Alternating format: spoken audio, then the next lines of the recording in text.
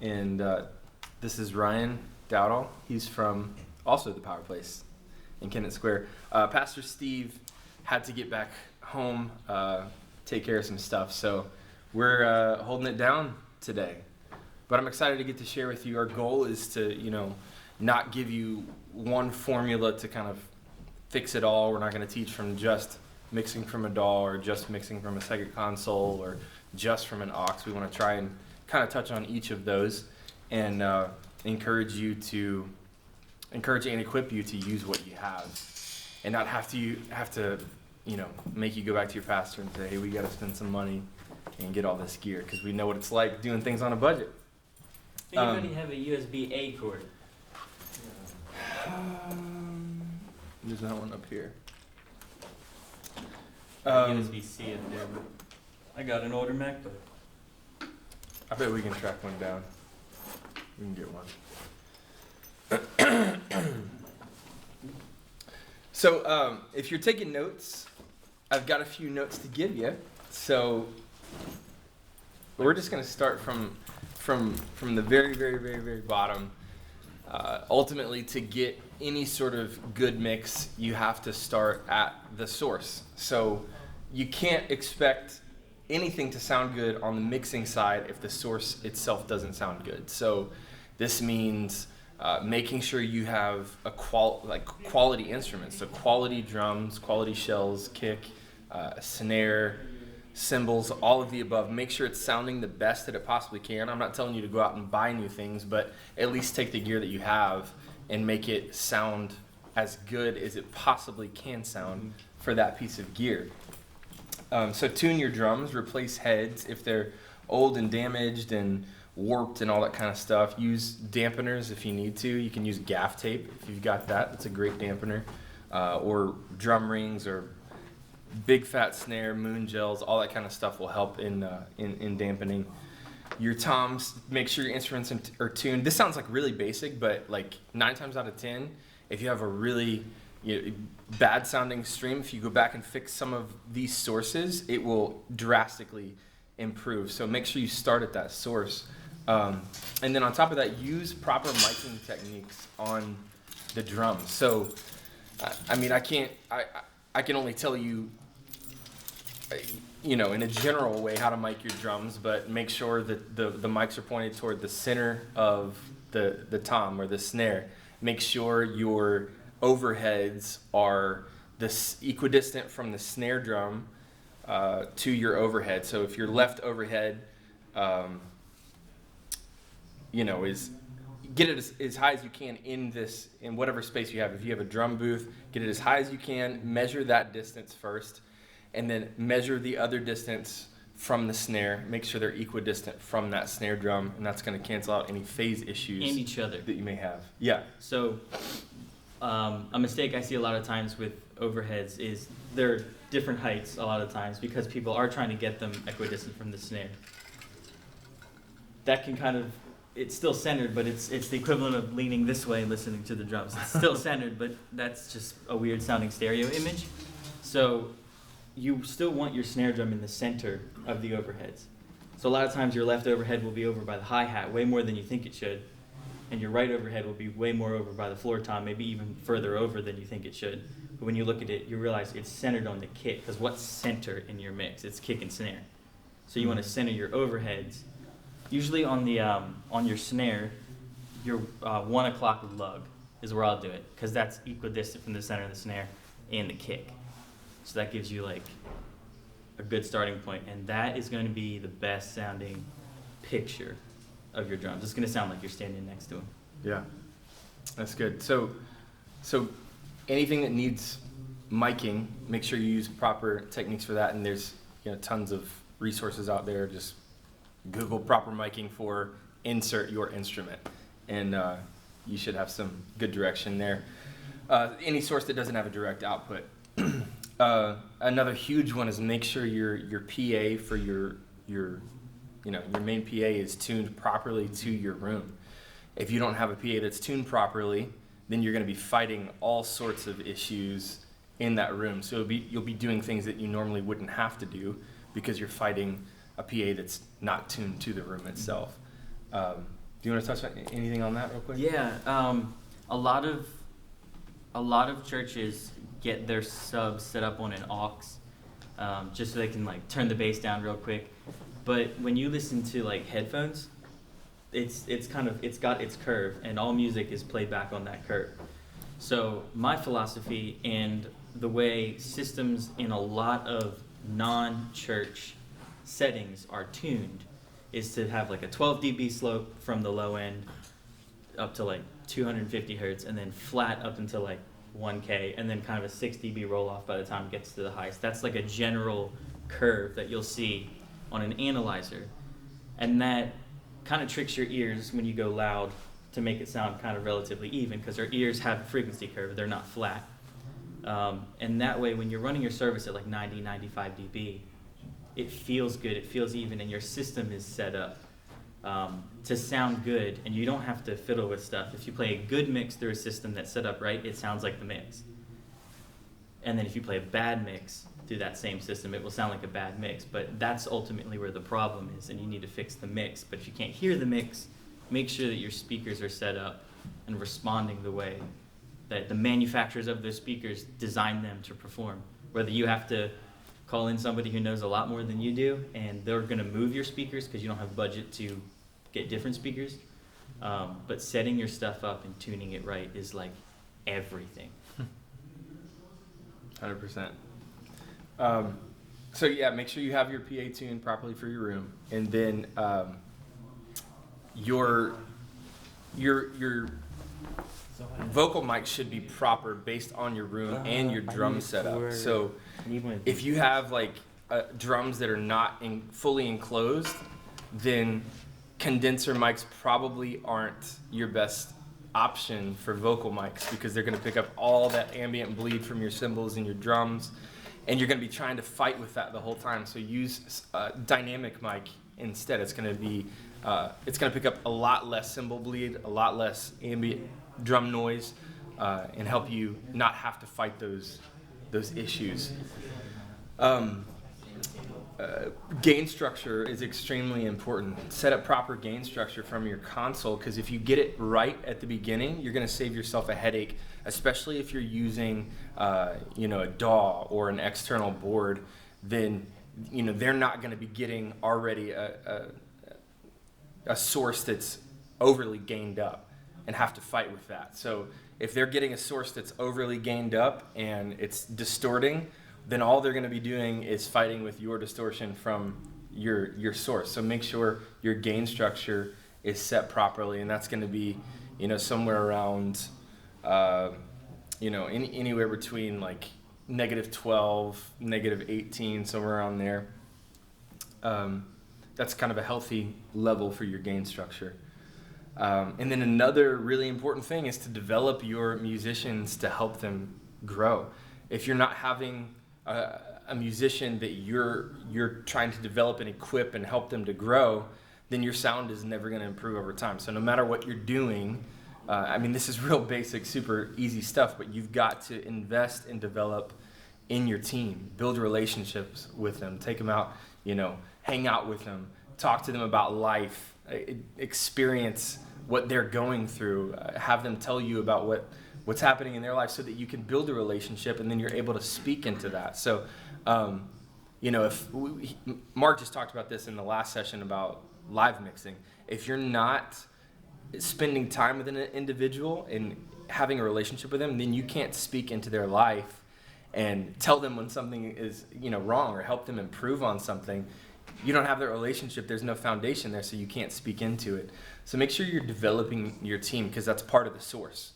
So start at the source. That's the very foundation of everything. And this is kind of like a tangent off of it, but also very important when you're dealing with any sort of mixing or teams or anything like that. But you have to build a culture of honor and honest feedback between your worship and your production team. Because if you don't have like unity on that front, then you're gonna have problems all throughout your teams. Because with honor and honesty between these teams, it'll make it easy to give constructive feedback back and forth to help deliver the best results for live sound and your live stream.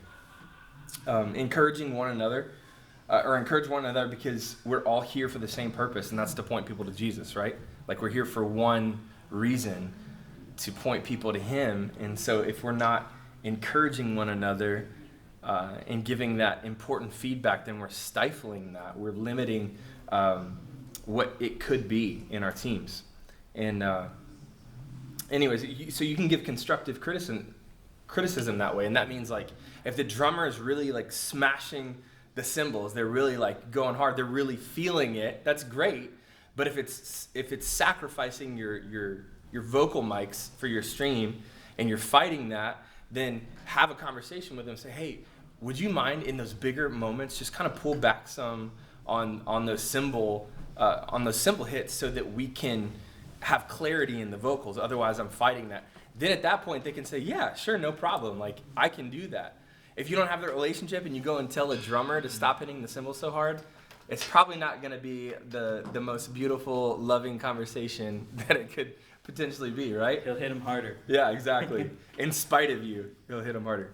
Or like asking the singers to use proper mic technique. Mark also talked about this. You know, you'll have singers who sing like this, or they're all over the place and like jumping all around, and their mic isn't in front of their mouth, which is how it's designed to work.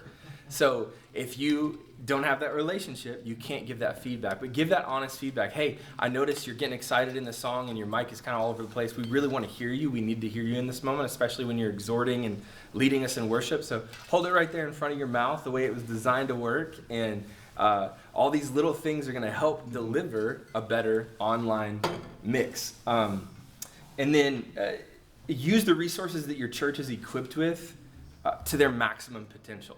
So this means like intimately know your equipment. If you have a tiny little analog Mac keyboard, use what you have. I mean, use it until you've squeezed every ounce of potential out of it. I can tell you when we first hired Ryan on as our tech director, we were using a PreSonus 32.4.2 AI. And we maximized the mess out of that thing. I mean, it was pushed to its limit. It was probably doing things it wasn't designed to do, but it's because he had intimate knowledge of the equipment and pushed it, squeezed every ounce of ability it had in it to use for our specific purpose. So if you're not pushing, if you think that buying a new board is going to solve your solutions, I'll just tell you right now, it's not going to solve your solutions. It may bring more clarity because it's got better preamps, but other than that, it's not going to automatically mix itself for you. It's not going to automatically add EQ and compression and all that fun stuff that really helps bring clarity and life to a mix. It's just going to be another piece of equipment that somebody has little knowledge of, and it's not going to get you where you need to go. So make sure you know your equipment. Read manuals. Watch YouTube videos. YouTube is an insanely awesome resource. I mean, I learned most of what I know about most technology through YouTube or Google. So if you don't know about your board and you want to learn about it, YouTube. It's your best friend. It's the best thing out there right now. There's so many training resources that you can find on there as well.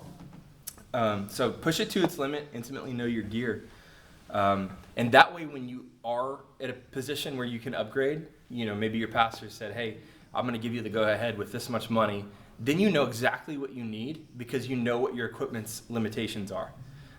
If you don't know your equipment, you don't know what its limitations are, so you're just throwing money at a more expensive console without the knowledge of, hey, this is what we need, this will meet this need, and I know that this can help us improve in this way. So when you know your equipment, you know how to better steward the money and the budget that the church is allowing you to use, and ultimately we want to be good stewards with God's money. So know your equipment. And then a few tips that help improve the overall sound of your stream mix. This is beyond EQ and compression and all that kind of stuff, but vocal tuning. Some people have mixed emotions about this or mixed feelings about this, but every song that you hear on the radio, on Spotify, whatever you listen to, has tuned vocals. So we're used to hearing tuned vocals. So when you don't hear tuned vocals, it sticks out like a sore thumb. The last thing that we want to do as worship leaders is be a distraction and pointing people to Jesus. So if you're having someone who's singing a little flat or a little sharp, it will stick out compared to what they're normally hearing. So all this does is help tune the instrument, which is your voice, to sounding like it's right on pitch. And it's not like T-Pain. I hope you're not, turning it up like T-Pain and Unless that's the style you're going with. Hey, you do you. But, if it's subtle, you're not going to hear that anyways. You're not going to hear the tuning. You're just going to know, hey, that sounded right on today. So vocal tuning is extremely helpful, especially when you're doing, it's a little more forgiving, like when you're live in the house, but on stream, it's absolutely evident if someone is sharp or flat. It sticks out like a sore thumb. So utilize that. It's a great tool to have. Drum sample replacement is also a great one. So if you have the ability, either through a DAW or if your digital console allows you to put replacement samples in there. So if you have Logic, or if you're using any of those DAWs that allow you to put something like Trigger 2 or whatever, then you can sample replace drums. I'll get into how we sample replace in real time in the house, and not replace, we blend in real time in the house and online, because we use our mix for stream is a little different. We don't have a super big volunteer base of audio engineers who actually can problem solve and mix. So we actually use our front of house mix on stream and get a really punchy front of house mix. And we've spent a lot of time, I don't know if you already talked about it or you're going into it, but getting the sources the way you want the mix to sound coming to you. So part of that for us was finding ways to use the SPDX pad that everybody has. Well, you should have. And put a roll and trigger a really nice snare sample that sounds like your snare. Add that in underneath and make sure that all the tracks are time aligned to that coming to you. And then you have a nice little snare sample that you can add in just on the big velocity hits that makes it punch in the room, makes it punch online in real time, and you don't have to deal with any of the bleed. It's great. There's a big misconception right now too that the only way to get a good quality sounding live stream mix is through a DAW or a separate board. That's not true. Yeah. Yes, you can get a very great mix that way, but you can also get a great mix through an aux on your board or through a matrix. It's very possible, and the only reason we know is because that's how we have to do it right now. We've maximized our resources because we don't have the volunteer base, or let's say volunteers with the knowledge of knowing how to mix, because that's important too, is not just throwing a volunteer in a position and saying, hey, have at it, move these faders around. That's not going to get you to where you want to be quality wise, and we want to be good stewards of that. So Ryan has spent a ton of time in fine tuning our send to the stream off of our board, straight off of our board. Even for a little while we were trying to go through a DAW, but it just was really inconsistent with the volunteers that we had. And we want it to be consistent. We want it to be the same experience every single week that somebody has. They're not knowing, oh, it must be so-and-so this week because it sounds like this. And that goes back to making sure that your PA is set up correctly, because we're in your typical church setting. We're not in this fancy room that's super treated. We have zero acoustic treatment in our sanctuary. Besides curtains that are halfway up on one wall. And 2 of the 4 walls don't even have drywall on them. 2 of the 4 walls are concrete cinder block, just exposed from the bottom half down, so right by everybody's ears. So it's not the best room. And we're mixing on a JBL VRX line array, the small one, because we couldn't afford the bigger one. So it's kind of a budget speaker system anyway, and it sounds amazing. Yeah. Because it's set up the way that you're supposed to set up sound. If you go to any music festival and you watch the video feed, there's usually not some dude in a room mixing through Pro Tools, a separate stream mix. It's usually the front house mix is what you're hearing. So the way that the world, or a separate broadcast mix, mixing the exact same way, just with speakers instead of a crowd. That's how people have gotten good mixes to broadcast for years. The answer is kind of in the question itself. How do I get a good mix for broadcast? Get a good mix and send it to broadcast. That's kind of the answer. Yeah, that's good. And all the stuff that he's talking about, setting up the sound system properly, the only reason we even figured that out was through research. Ryan has done a ton of research on programs like Smart, which help you tune the room properly, like tune your PA to the room properly.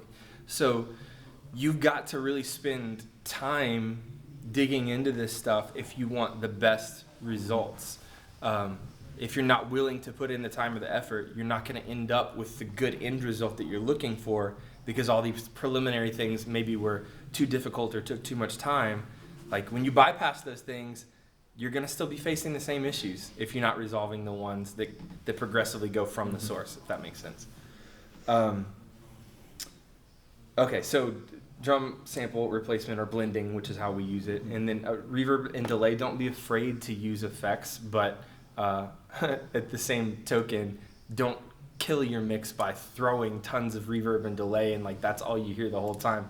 Ryan will get into this a little bit, but he'll show you like you throw vocal effects. You're not just like setting it at a level and just leaving it the entire time. You're writing a vocal effects fader. That said, I use a ton of effects. Yeah, effects are great. That's your friend. And then another thing that's very helpful is AR mics, otherwise known as audience response mics or crowd mics. Very, very helpful to get the feel of the room. It's honestly one of my favorite things to hear in my in-ear mix, is because then I can gauge what it sounds like in the room. I'm not just hearing the direct sources of, all our instruments and our band and everything, but I'm hearing how the church is responding in the moment. Like I can see them visually, but if I can't hear like what the response is, I don't know what the room really feels like. And same way when you're viewing online. If you can't feel the room, it feels like just this really dry room with, the life sucked out of it. Like if you have those mics, then you're able to feel the room. And then also it's super helpful when the pastor's speaking. So if he tells a joke and he's the only one laughing, you're like, oh man, that's like a really dead church. But maybe they don't have AR mics set up and they're killing themselves laughing. Yeah. You just can't hear it. And so you're not feeling engaged or part of the church if you don't have that. So that's a great tool to use if you're as well. Visiting online, it helps to feel like people go to that church. Yeah. So, when you can hear people, you're like, oh, people go there. I might want to go there. That sounds like somewhere I might want to go. 100%. If it's just like some dude talking on a screen, you're like, okay, next one, please. Yeah. Compression is also your friend. Don't be afraid to use a good bit of compression. Ryan can attest to that. He loves compression. And we'll dive into some of that stuff as well. Another tip for like your live stream is don't let your vocals dominate your mix. If you're letting your vocals sit on top of the mix, it's just gonna poke out like a sore thumb, and it's hard to control, and it just doesn't feel right. So let your vocals sit in your mix, and I guarantee you everything will feel better, and it'll probably make your vocalists feel better as well, for them not sticking out above everything else. And then that being said, your vocals are still the money channel. You can't like bury your vocals. But a lot of streams and a lot of mixes in general, you'll hear it at churches, and it's like the vocals just like it's lead vocal. And when you listen to the radio, there's not lead vocal. It's like there's the vocal, and then there's everything around it making the song. Because the song and the band and everybody is there to support, to be the bed that vocal is able to like be delivered on, if that makes sense. So don't be like vocals and the others band. It's like make it this thing that's all coming at you. Yep. And then the last thing is test your live stream audio before streaming the service. Does anybody have an analog console, or are you all on digital boards? Digital? Digital. Yes. Okay. Okay, cool. So most of you should have the option to record, like if you're going to do a virtual sound check or something, you should have that option. So make sure you're recording that and playing with that, tweaking that before you ever send your aux mix or whatever you're doing to live stream. If you're not, if you're just kind of like blind mixing while you're mixing live, or you're doing it in the moment, then you haven't put in enough time and effort in to get the quality end result that you're wanting. So make sure you record for virtual sound check so that you can be prepared when you send it out to the stream. You know what it's going to sound like beforehand, and get feedback from people that you trust. So run it past your pastor, run it past other musicians and worship leaders, see what they think, see if they have any constructive criticism they can give you. And then that way you can go into that Sunday service confidently knowing, okay, I've put all my effort into this to do this with excellence. I'm pleased with this. Do you have anything to add to that? Okay. No, you're super smart. Yeah, right. Why don't you take us through some of the actual visual mixing stuff? So I'll give you just I guess a sound sample. We can do a little bit of listening. This is tracks from this past Sunday at our church. It's the mix. We run a Digico S31 at our church. We were super blessed to be able to upgrade to that recently. Digico is kind of like one of the nicest soundboards out there. But they have the S series, which is super affordable from an install, price point. I think it's $9,000. So if it's like a big, chunk of money, that's pretty affordable in terms of soundboards that are massive and super flexible. And again, don't just throw money and go buy a $9,000 soundboard because we're talking about it. Like, it's you got to know that equipment before you go and purchase something like that. And so this Pro Tools session that I have set up, which that's working, right? You can all see that? Cool. This is, I set it up one-to-one what I do on Sunday from my front of house show file. So normally I have kick 1 and kick 2. They're coming inputs 1 and 2 on the Digico. This audio file that's recorded is right off the preamp. So after I set gains, everything else goes into a wave server. That's where I do the bulk of my mixing because you can take that waves template everywhere, which is really nice. So I can dump it into Pro Tools and it's a one-to-one copy of what my console does. I'm not doing virtually any processing on the console. It's just a giant router with preamps that are really nice and converters that are really nice and the ability to route audio in and out of everything. Long answer, but gets the point across. This is what front of house would be. It's and that being said, you can use your onboard processing. Like, you don't have to do this. This is what we do. This is what works for us. But you can use your onboard processing. And they do make a waves card for the X32. So you could do this exact same thing on an X32. Does most people have an X32? That's like most churches. That's common. Or Allen and Heath.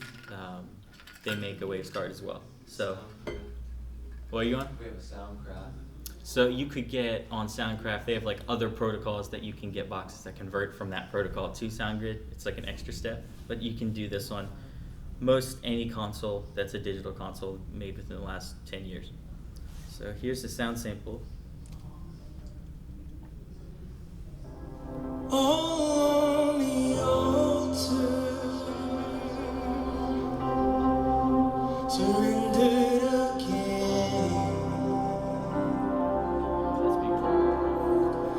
Freely I lay down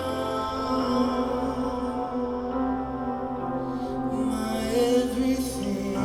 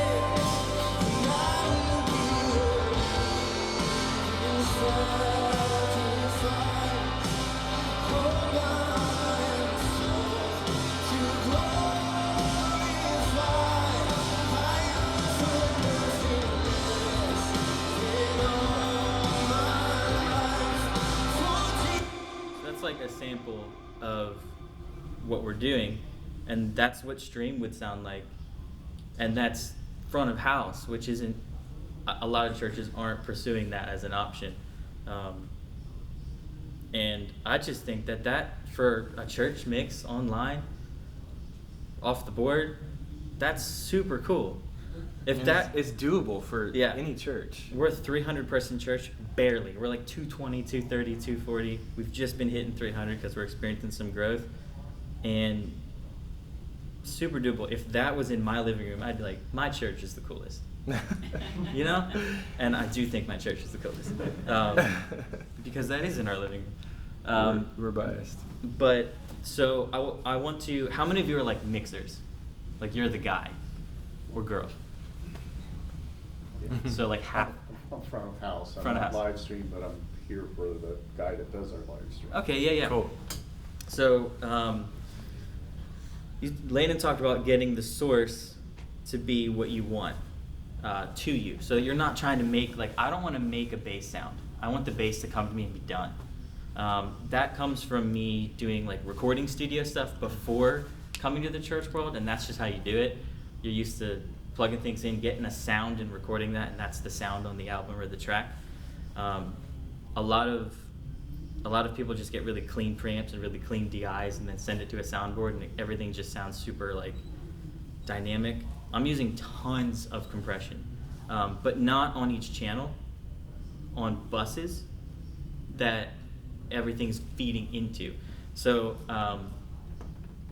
was his name Mark? Mark, yeah. Was talking about compression being, were you all here for that? So he talked about compression being like this rubber ceiling, and you push into it and it flexes, but it doesn't let you really go above. I love that analogy, and think of that as like all the compressors on each bus are set in a way that the mix can still breathe, but everything kind of does have a ceiling. And if the bus compression was off, the whole thing sounds bad. Like I'm mixing into that, and it's set very specifically so that I'm mixing into it, and I know if the gain structure comes in right, the file is going to sound pretty decent, provided that the sources are correct. So when I show up on a Sunday, first thing I do after I turn everything on is tune the drums. I use a tune bot, which lets you see the frequency of each drum. So I know rack tom needs to be 90 hertz, floor tom needs to be 70 hertz, because that sounds good. For those two drums, they're different materials. That's just our example. But I know each drum, and I make sure that that's good. And then, like on my file, the rack tom's filter cutoff is 90, and the floor tom's filter cutoff is 70. So it resonates where that cutoff is. So you have this really organic sounding drum that still has a bunch of punch. And as long as I nail those numbers, the drum's going to sound the same. Make sure the mic's position's the same, all that stuff. Consistency is extremely helpful because you know what to expect every week then. And this is going to freak a lot of people out, or I don't know, you're either going to love this or you're going to hate this. I'm going to solo our bass. So I kind of grew up playing in rock bands, and the way you make bass heard on small speakers is by distorting the crap out of it so that you can actually hear the tone of the bass without a sub. So this is our bass. So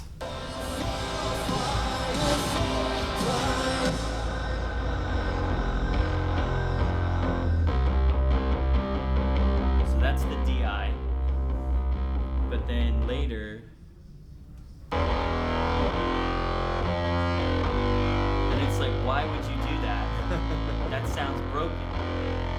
Listen to it in the mix.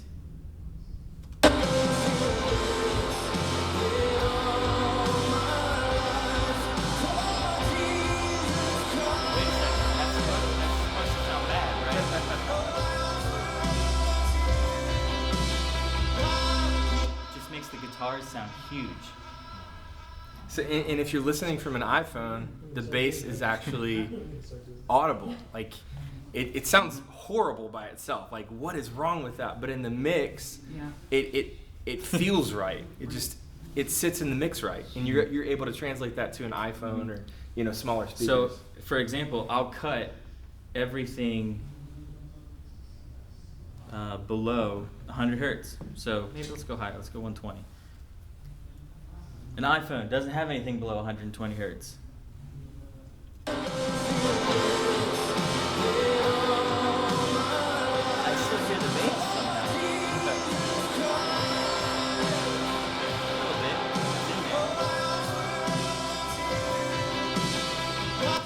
that means you're actually gonna like.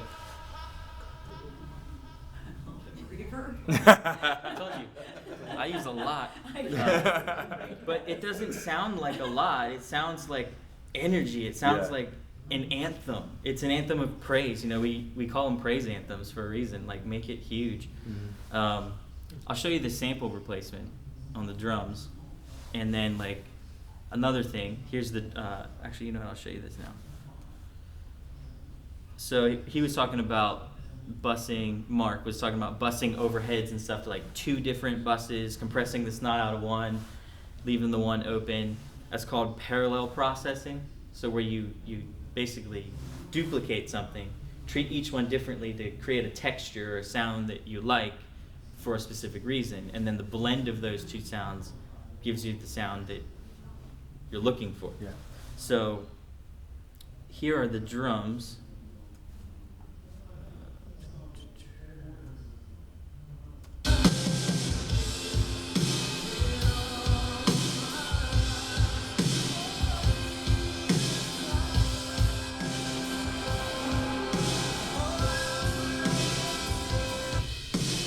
I have a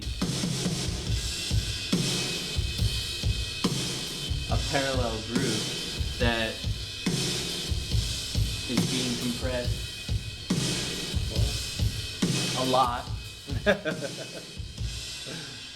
And then after the compression is being distorted.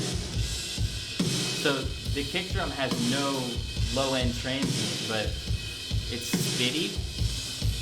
And when you combine that with just the raw drums, so it's muted right now, it's just the raw drums. Sounds like a live drum kit. You add this. There's all this energy, but the peak level didn't get louder. Because at the same time when you're mixing, you want to get it as loud as possible, really. In today's age, you want to get it loud. So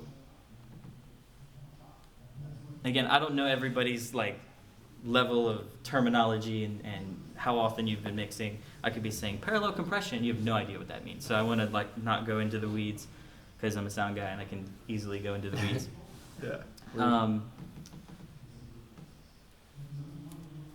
But like the crowd mics, if I mute those and leave the band unmuted,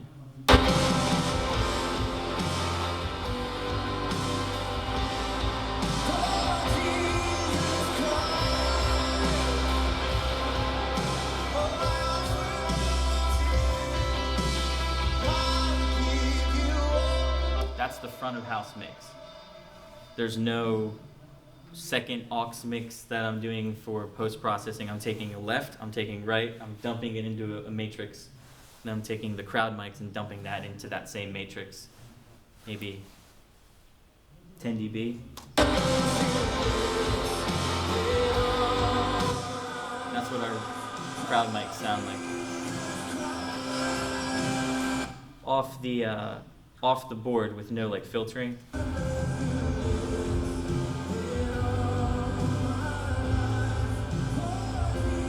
You can hear it's the same. It just sounds like you took mics and went like this, because that's what you did. And so it works really nice blended together. You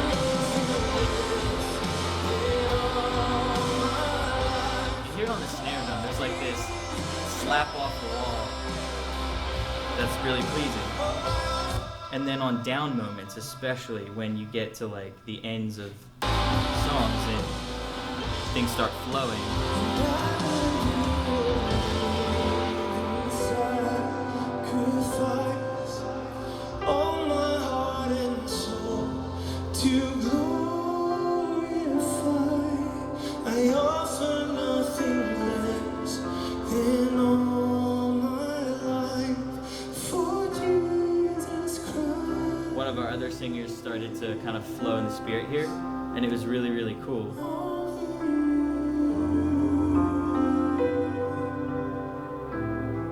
I feel like I'm in a room.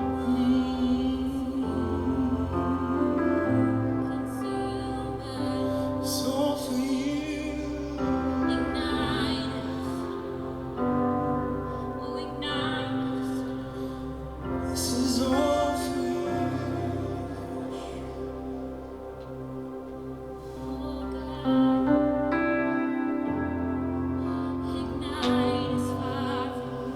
feel like you're a part of the room. It doesn't feel like you're just an observer on the outside. It feels like you're in the room, which I think translates really well for, online mixes, yeah.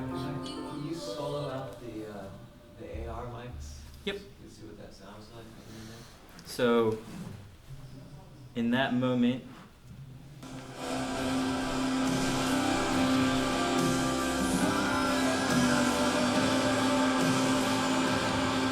it sounds like the front of house mix, just far away. You can even hear that aggression in the basses in the AR mics. There's this kind of growly low end. And honestly, we're not even using like the proper mics. We're using mics that we had. Omnidirectional condensers. Yeah, because we didn't want to spend the money on that. Like we were like, okay, we've got money.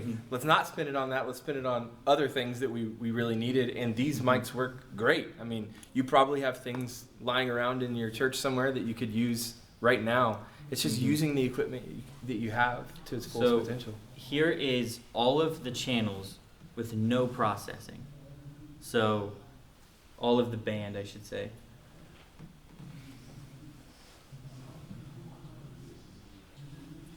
This is what it sounds like coming off the stage.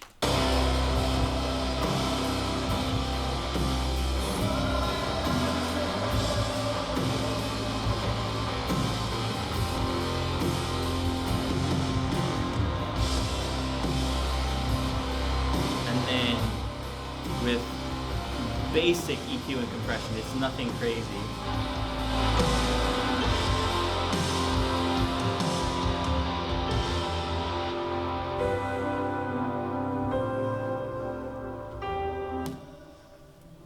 How are we on time?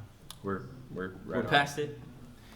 Real quick, does anybody have any questions that you want to throw out? Just real fast, yeah. Yeah, what's your signal chain like? We're trying to go from our front of house straight to a sound card on the computer, and it just sounds mushy on our live stream. So the signal chain is, our board has a USB audio interface. It's USB 2. It's not even fast. It's the same as this. Your standard USB interface. It goes stage to stage box, and then from there it gets sent over MADI into our actual desk. The desk goes preamp straight out to the USB. So it's the raw mic pre. Okay. And then on here, typically at front of house or our stream, because it's all one kind of condensed mix, the signal chain on most things, I just use this SSLG channel. Like here's the toms. I'm filtering it at rack tom 1 at 90 where I tune it. Adding a little bit of air at 21K, and that's it. 3.6 dB, and then gating, because it's drums, and I gate my drums. So you run it out of Pro Tools? Is that what you do? Okay. So, I don't run it out of Pro Tools. Our front of house system is set up with a Waves rig. Okay. What that is like Waves plugins. Typically, you'll find that like in the industry of production, almost every production you go to is a giant Digico console with a Waves rig. It's kind of the industry standard sound console, usually like an SD10 or something like that. And so what we were able to do is scale that down to a really small Digico desk with a Wave server. You can get a Wave server for your X32 and get the exact same processing that these big desks are using. Obviously, if you're using a nice desk, you have nice preamps and converters. They do sound better. There's a reason they exist. But by all means, you can get world-class sound with an X32 and a Wave server.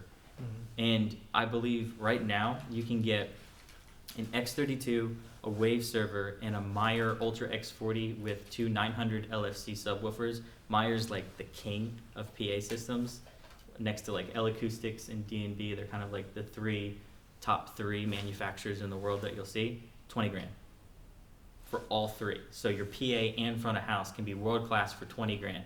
And then you just have to know how to use your tools. So you get world class tools for the price of a van. I mean, that's comparable to our church van. So it's probably less than our church van actually. And 20 grand sounds like a lot, but I promise you it's doable. Ryan and I, over the past, what was it, 2 years maybe, through stuff that we weren't using or stuff that needed to be upgraded, we sold a ton of stuff on like Reverb, Facebook Marketplace. We ended up selling about 16 grand worth of gear that either wasn't being used or needed to be upgraded.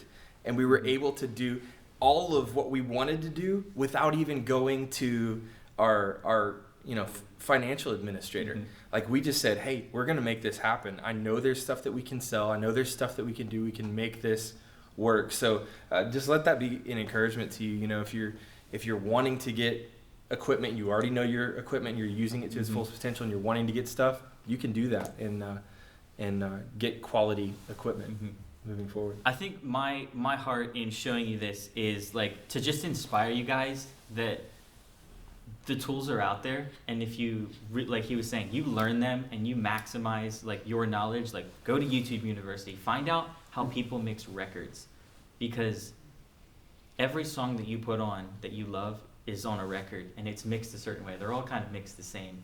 There's no, like, you don't mix church records. Well, a lot of people do mix church records differently than the world mixes records, but I love putting in an old record and cranking it. It sounds good. So I want church to sound good like that. Everybody's used to that feeling, you know? Also, Mixu is a great resource if you're looking for, mixing resources. Yep. Anybody else have a quick question before we wrap up? Cool. Hey, if you have any questions, my name is Landon. His name is Ryan. Either come talk to us or email us at landon@thepowerplace.org or ryan@thepowerplace.org. We'd love to help, however we can, answer questions. And if you want, I know there's people here who hate templates, but if you want this Pro Tools session with the files, you want to, see if maybe you have some of these plugins. I think there's only 5 plugins on here from Waves. It's just a lot of the same thing. I'll send it to you if you email me. You want to mess around with it. I can even print the channel so if you don't have the plugins, you can hear it and do that. Cool. Thanks, guys.